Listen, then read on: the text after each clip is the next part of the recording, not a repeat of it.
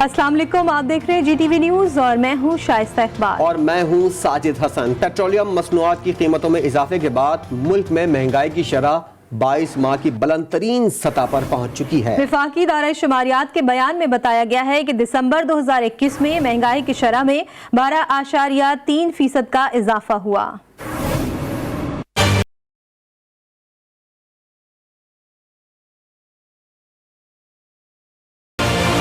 मुल्क में महंगाई की शरह 22 माह की बुलंद तरीन सतह पर पहुंच गई। वफाकी इदारा शुमारियात के बयान में बताया गया है कि पेट्रोलियम मसनूआत की कीमतों में इजाफे से रोजमर्रा इस्तेमाल की अशिया महंगी होने से महंगाई की शरह 22 माह की बुलंद तरीन सतह पर पहुंच गई।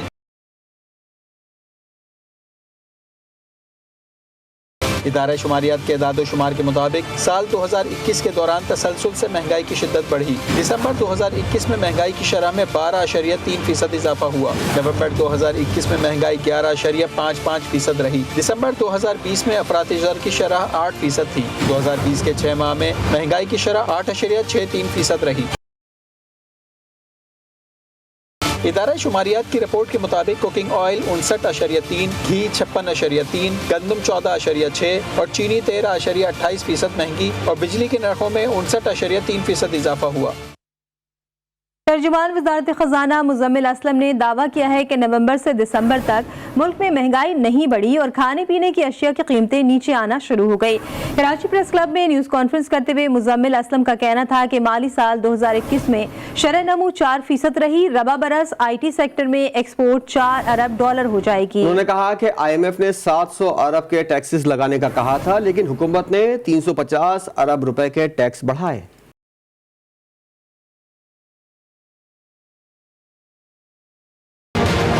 नवंबर से दिसंबर के महीने में हमारी महंगाई 2% यानी ना होने के बराबर कम हुई है, लेकिन नवंबर से दिसंबर में महंगाई नहीं बढ़ी। खाने पीने की अशिया की कीमतों में हमने देखा एक बहुत ही जबरदस्त किस्म की जो है नीचे आना शुरू हो गई। जैसे मैंने आपको बताया कि हमारी 4% ग्रोथ रही माली साल 2021 में, और अभी जिस हम माली साल में हम माशाल्लाह 5% के करीब जा रहे हैं। IMF प्रोग्राम आया तो फिर उसके बाद जो है बहुत ज्यादा जो है लिखा गया कि पता नहीं एक महंगाई का तूफान आएगा, फला चीज पे टैक्स लग जाएगा, आम आदमी की जिंदगी अजीरन हो जाएगी। 700 अरब रुपए की IMF ने हमसे डिमांड की थी टैक्सेस बढ़ाने की, उसको हमने 350 अरब रुपए पे लेकर आए। जब हमारी हुकूमत आई थी तो $1 अरब के करीब जो है IT एक्सपोर्ट से इस साल हम सिर्फ 3.5 से $4 अरब पे जा रहे हैं। अभी आज आपने देखा होगा कि हमने ₹4 लीटर पेट्रोल की कीमत बढ़ाई है। आज से ठीक 15 दिन पहले हमने ₹5 कम की थी। पिछले एक हफ्ते में पेट्रोल की कीमतें जो आलमी मार्केट में नीचे गई थी वो एकदम वापस उसी $80 की सतह पे ब्रेंट क्रूड आ गया। मैं उम्मीद करता हूं कि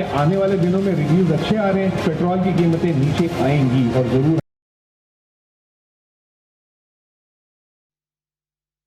पीपल्स पार्टी ने तहरीक इंसाफ की कारकर्दगी पर व्हाइट पेपर जारी कर दिया। सेक्रेटरी इत्तला शाजिया मरी ने कहा कि तब्दीली के तमाम वादे तबाही में तब्दील हो गए। पाकिस्तान एशिया में सबसे महंगा मुल्क है। यहाँ महंगाई 11% से जायद है। हर पाकिस्तानी पर तकरीबन 2 लाख रुपए कर्ज बढ़ चुका है। पाकिस्तान महंगाई के लिहाज से दुनिया में 4थे नंबर पर है। ना लायक ना अहल हुकूमत मुसल्लत हुई है, उसने गुज़िश्ता 3-3.5 बरसों में पाकिस्तान की आवाम का जीना मुश्किल कर दिया है। जो हुकूमत तब्दीली के नाम पर लाई गई थी उसने सिर्फ और सिर्फ तबाही मचाई है। इमरान खान कहता है पाकिस्तान सस्ता तरीन मुल्क है। जो हकीकत है वो ये है कि इस वक्त पाकिस्तान साउथ एशिया में सबसे महंगा है और अगर आप दुनिया में देखें तो 4थे नंबर पे है। महंगाई के सताए अवाम ने हुकूमत से मुतालबा किया है कि खुदारा इस मुल्क के गरीब अवाम पर रहम करें और महंगाई बेरोजगारी से मसाइल से अवाम का छुटकारा दिलाएं। तो मेरे ख्याल से तो इन्होंने कोई ताउन इस तरह नहीं किया, हुकूमत की जान से कोई ऐसा ताउन नहीं हुआ कि सस्ती कोई चीज़ नहीं हुई अभी तक। बात यह कि इतने अरसे की करप्शन जो 70 साल की, तो 2-3 साल में तो ये सारे मामलात क्लियर नहीं होते हैं। हर चीज़ की कीमत, आप ऑयल ले लें, दाल ले लें, चीनी ले लें, कोई भी ऐसी चीज़ नहीं है जो हम रोज़मर्रा ज़िंदगी में हमारे घरों में हम इस्तेमाल करते हैं उसकी कीमतों में, उनकी कीमतों में इजाफा ना हुआ हो। क्योंकि उसको कोई तकलीफ नहीं है, वो अपने घर में बैठा है, आ जाए, वो देखें, हमारा साथ आ जाए, मैं उसको दिखाता हूँ कि महंगाई क्या है। देखिए हुक्मरान तो ऐसे ही गप लगा रहे हैं, महंगाई दिन ब दिन बढ़ती जा रही है। लोग कहते हैं कम हुई है, कहाँ पे कम हुई है? पेट्रोल की कीमतें देखो तो बढ़ रही हैं, दालों की कीमतें देखो तो बढ़ रही हैं। तो हमारा हुकूमत से ये अपील है कि वो ये मजाक ना करे आवाम के साथ, बल्कि सीरियस में इसको महंगाई को जो है वो कम करें। खजाने के तर्जुमान ने कभी अपनी गाड़ी में खुद पेट्रोल नहीं डाला होगा, ग्रॉसरी जाके बाहर से नहीं खरीदी होगी, तो उसको क्या पता, वो तो इस टाइम हुकूमत में है ना। वज़ीर-ए-आज़म इमरान खान के पेंडोरा पेपर्स पर कायम जायजा कमीशन की तहकीकात आखिरी मरहले में दाखिल हो गई। वफाकी वज़ीर इत्तलात फवाद चौधरी ने तहकीकात के आखिरी मरहले में दाखिल होने की तस्दीक कर दी। वजीर आजम जायजा कमीशन ने पेंडोरा पेपर्स में आने वाले मुबैना 700 में से 240 नामों में से अक्सरियत की तहकीकात मुकम्मल कर ली हैं। जायजा कमीशन को 200 से ज्यादा पाकिस्तानियों ने जवाब जमा करा दिए। 240 पाकिस्तानियों में से अक्सर ने जवाब में मनी लॉन्ड्रिंग के इल्जामात को मुस्तरद किया।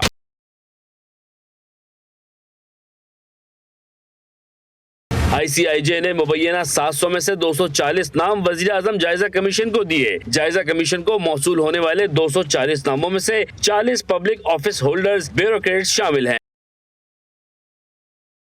तहकीक किए गए 240 नामों में से ज्यादातर ने टैक्स चोरी, मनी लॉन्ड्रिंग के इल्जामात की नफी की। जायजा कमीशन के मुताबिक फैक्ट फाइंडिंग इंक्वायरी का पहला मरहला जनवरी के आखिर तक मुकम्मल होने का इम्कान है। जायजा कमीशन को state bank, SECP, NADRA, PTA और FBR की मावनत हासिल है। कमीशन 3 माह से वजीर आजम के अहकामात पर पेंडोरा पेपर्स में शामिल नामों की तहकीकात कर रहा है।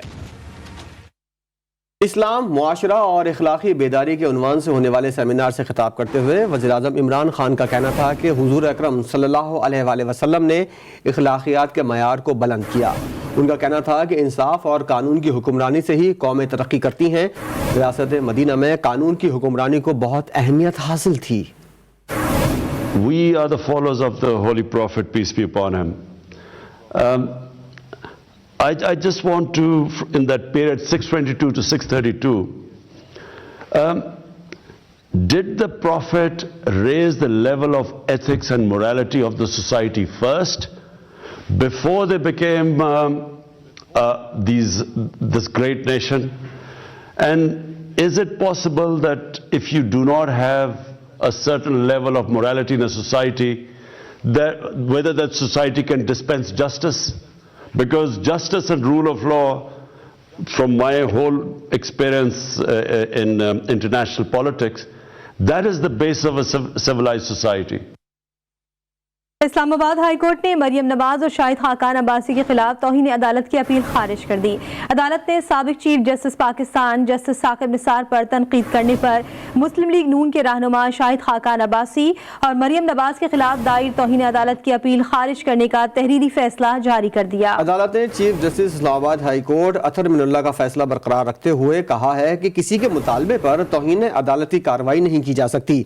अदालत ने फैसले में कहा कि दरख्वास्त गुजार नहीं बता सके कि कौन से अदालती हुक्म की खिलाफ वर्जी हुई। अफसार आलम के खिलाफ पैमरा का एक्शन। पैमरा ने अफसार आलम को तमाम तनख्वाहों की वापसी के लिए खत इरसाल कर दिया। अफसार आलम ने 5 करोड़ 3 लाख से ज्यादा रकम तनख्वाह की मद में वसूल की। पैमरा ने अफसार आलम को तमाम तनख्वाह पैमरा के अकाउंट में जमा करवाने की हिदायत कर दी। लाहौर हाई कोर्ट ने बतौर चेयरमैन पैमरा अफसार आलम की तैनाती गैर कानूनी करार दी थी। लाहौर में नून लीगी MPA बिलाल यासीन पर कातिलाना हमले में इस्तेमाल होने वाला पिस्तौल पुलिस को मिल गया है। पुलिस के मुताबिक असलहा इलाके के रिहायशी ने पुलिस के हवाले किया। पिस्तौल को पंजाब फॉरेंसिक लेबॉर्ट्री भिजवा दिया गया। पुलिस ने मुकदमा दर्ज करके इक़दाम कत्ल की तहकीकात का आगाज कर दिया है। मज़ीद तफसीलात मियां शोएब अहमद की इस रिपोर्ट में।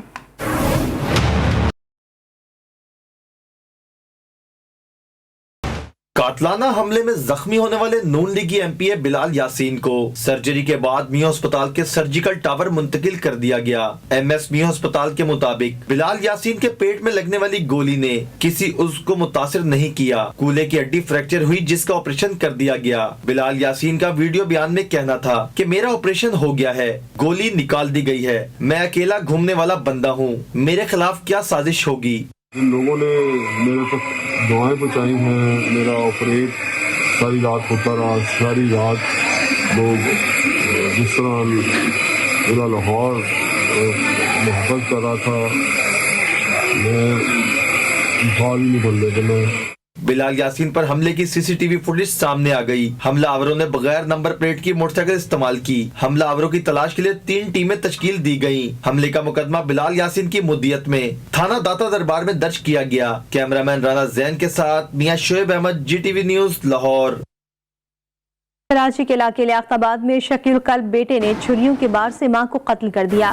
पुलिस ने मुलजिम को आले कत्ल समेत गिरफ्तार कर लिया। अहले खाना के मुताबिक मुलजिम काफी अरसे से खौफ का शिकार था। अहले खाना ने कानूनी कार्रवाई करने से इनकार कर दिया। मजीद तफसीलात सौला जाफरी की रिपोर्ट में।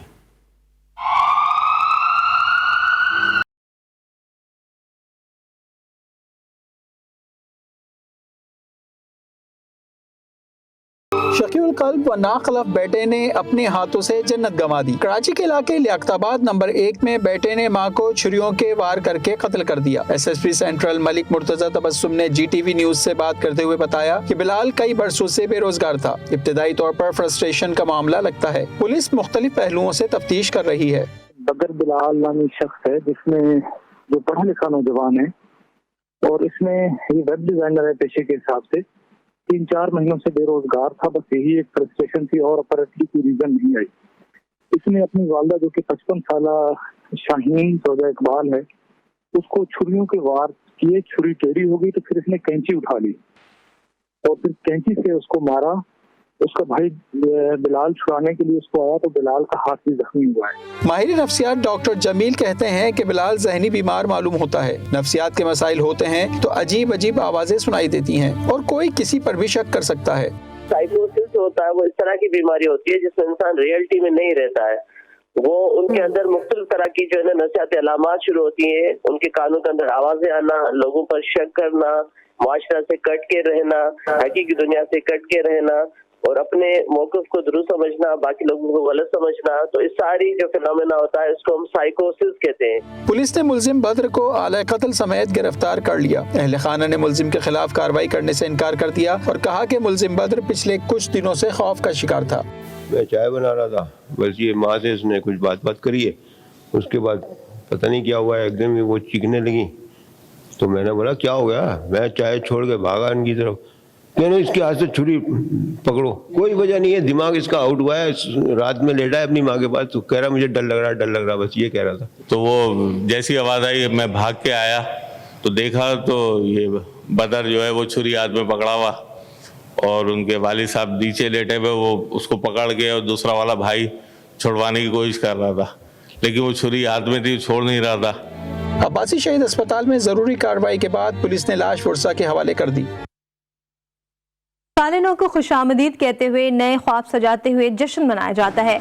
अफसोस कि लापरवाह और बेहिस शहरी अपने चंद ख्वाहिश का इजहार फायरिंग करके खानदानों के चिराग गुल कर देते हैं। साले नौ की आमद के दौरान फायरिंग से नॉर्थ कराची में अंधी गोली ने वालिदैन का इकलौता सहारा है 12 साला अली रजा को छीन लिया। मजीद जानते हैं इस रिपोर्ट में।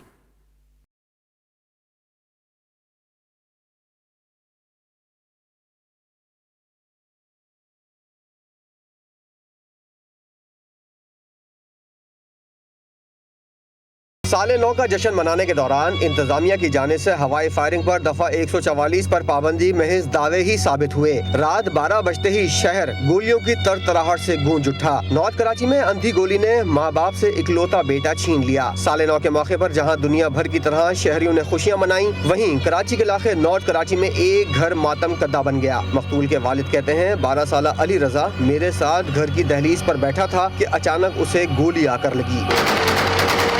मेरा बच्चा दरवाजे के ऊपर ही खड़ा हुआ है, किसी बच्चे ने चाइना बम फेंका, उसके यानी कि फटने से मेरा बच्चा पीछे हटा। मैं समझा डर के पीछे हटा, मेरा बच्चा इतनी दूर जाके गिरा। मैंने बोला कि मेरे बच्चे के लग गई। मैं मेरा मजाक कर रहा, मैंने बेटा अली रजा उठो, क्या हो गया?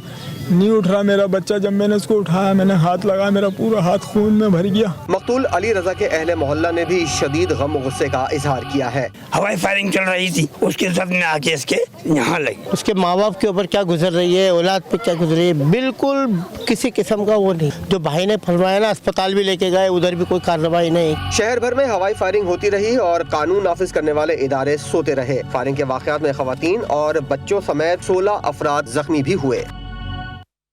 कराची के इलाके शाह लतीफ टाउन में फायरिंग से नन्ही बच्ची हरमीन के कत्ल में मुलविस मरकजी मुलजिम गिरफ्तार कर लिया गया। मुलजिम शब्बीर झकरो की मौजूदगी पर सांगड़ पुलिस ने शहदादपुर में छापा मारा। फायरिंग के तबादले के बाद मुलजिम शब्बीर झगड़ों को जख्मी हालत में गिरफ्तार कर लिया गया। पुलिस हुकाम का कहना है कि मुलजिम बच्ची की हलाकत के वाक़े के बाद अंदरूनी सिंध रुपोश हो गया था। वाज़ेह है कि 21 दिसंबर को डाकुओं और सिक्योरिटी गार्ड्स के दरमियान फायरिंग से 4 साला हरमीन जान की बाजी हार गई थी। कराची पुलिस के शहीद कांस्टेबल बरकत अली की नमाज जनाजा SSU हेडक्वार्टर्स में अदा कर दी गई। शहीद की नमाज जनाजा में सीनियर पुलिस अफसरान समेत दीगर पुलिस एहलकारों ने भी शिरकत की। शहीद बरकत अली आज कराची के इलाके सब्जी मंडी में डाकुओं की फायरिंग से शदीद जख्मी हो गया था, जो अस्पताल में दौरान इलाज दम तोड़ गया। शहीद कांस्टेबल बरकत की उम्र 26 साल और वो थाना साइड सुपर हाईवे में तैनात थे। जेहलम के इलाके हिरनपुर में कत्ल होने वाली 3 बच्चियों की नमाज जनाजा अदा कर दी गई। अंधोनाक साने पर हर आंख अश्क बार थी। नमाज जनाजा में आवाम की बड़ी तादाद ने शिरकत की। वाज़ेह है कि मां ने अपनी तीनों बच्चियों को छुरियों के वार करके कत्ल कर दिया था। अब कुछ बात करते हैं ओमिक्रॉन की। कराची और लाहौर में ओमिक्रॉन वायरस ने पंजे गाड़ना शुरू कर दिए। महकमे सेहत के मुताबिक पंजाब भर में सामने आने वाले 50 केसेस में से 49 का ताल्लुक लाहौर से है। कराची में 1 दर्जन से जायद केसेस के बाद जिला शर्की में स्मार्ट लॉकडाउन लगा दिया गया।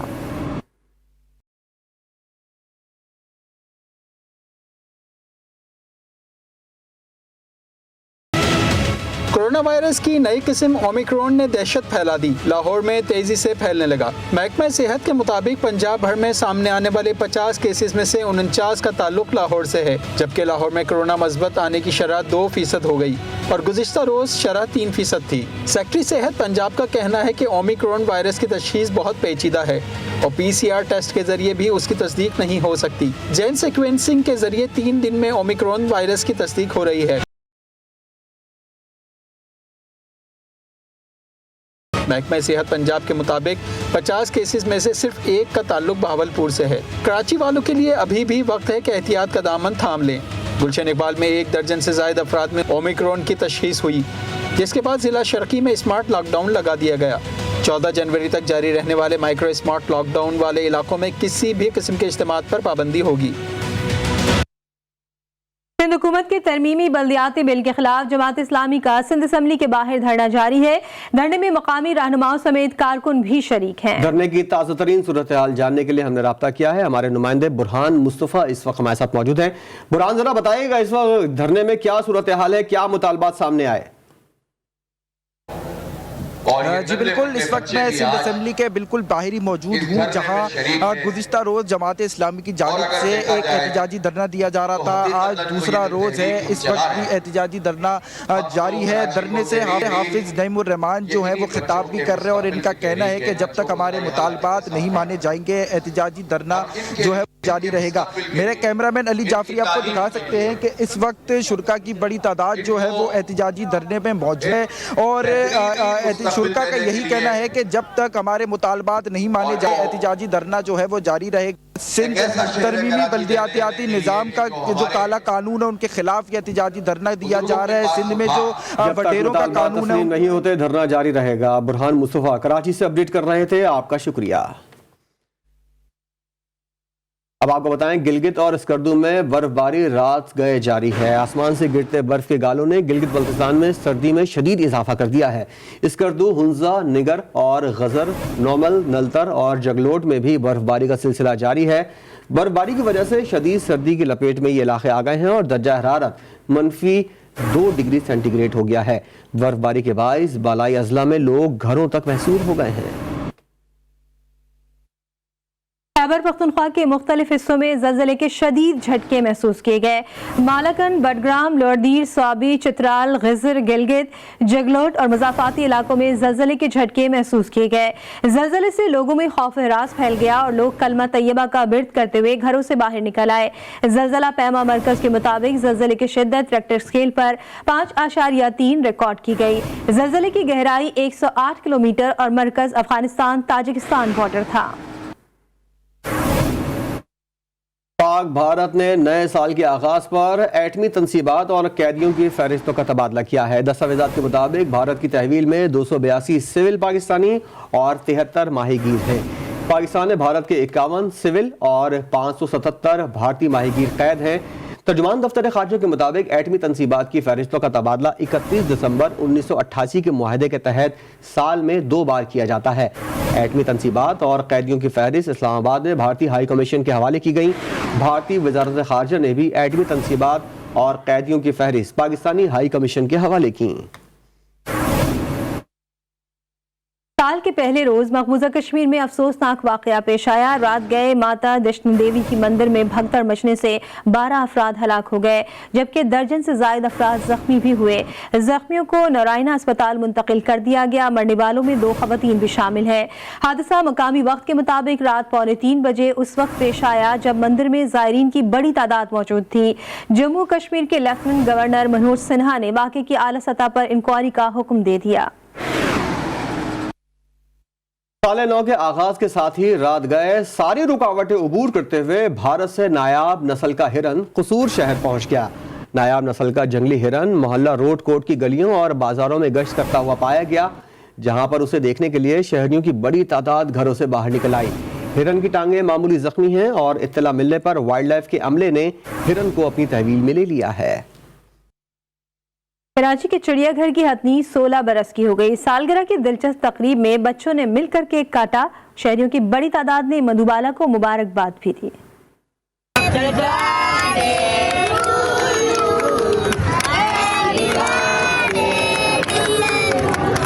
बच्चों की पसंदीदा हथनी मधुबाला की सालगिरह में सभी हुए शरीक। कराची के चिड़ियाघर में मधुबाला ने अपनी सालगिरह का केक काटा तो सब तस्वीर बनाते रहे।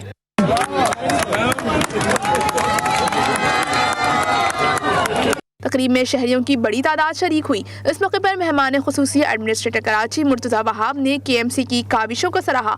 कहा कि KMC ने ढेर सारे बच्चों के हमरा अपने चिड़ियाघर की हथनी मधुबाला की सालगिरह मुनफरिद अंदाज से मनाई। मैंने बच्चों के चेहरों पर खुशी और मुस्कुराहट देखी है।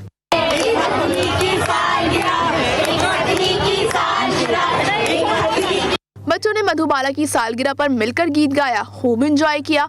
मुनफरिद तकरीब में खवातीन की बड़ी तादाद भी शरीक हुई। सब ने मुनफरिद तकरीब के कामयाब इनेकाद पर खुशी का इजहार किया। पाकिस्तानी फिल्म इंडस्ट्री के अजीम अदाकार रंगीला के मद्दा आज उनकी 84वीं सालगिरह मना रहे हैं। मोहम्मद सईद खान उर्फ रंगीला ने ज़राफत का ऐसा रंग जमाया कि उनका नाम ही रंगीला पड़ गया। अदाकारी, डायरेक्शन और गुलकारी में उन्होंने अपना लोहा मनवाया। गाना हो तो ऊंचे सुरों में गाओ, वरना चुप हो जाओ। मैं फैसला कर लिया। की फैसला कर लिया? कि तेरा भी आपने प्रभु नल करा दिया।